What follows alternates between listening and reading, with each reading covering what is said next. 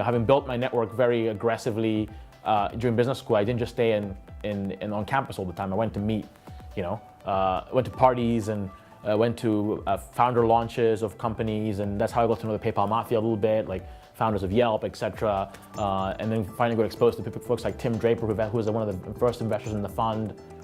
That was important as to the source of the capital, risk capital. But then also being very passionate about educating and sharing information. So on the continent, I tend to meet a lot of talent that's looking to maybe work with me or launch their own fund, or looking for they're high net worth individuals or family offices in Africa that want to get into VC, and helping them understand how this all works. So I think building that sort of global network and trying to piece it together into how to apply it in the venture space has really been important.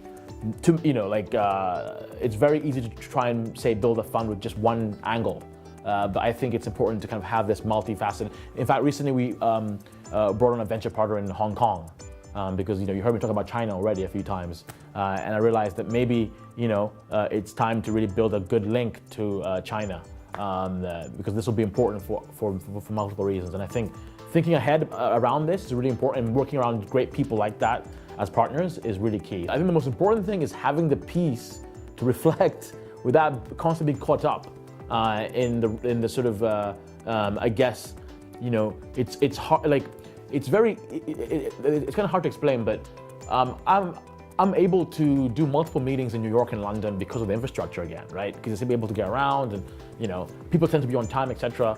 But in Africa, that's not the case. You could burn out just trying to do tons of meetings.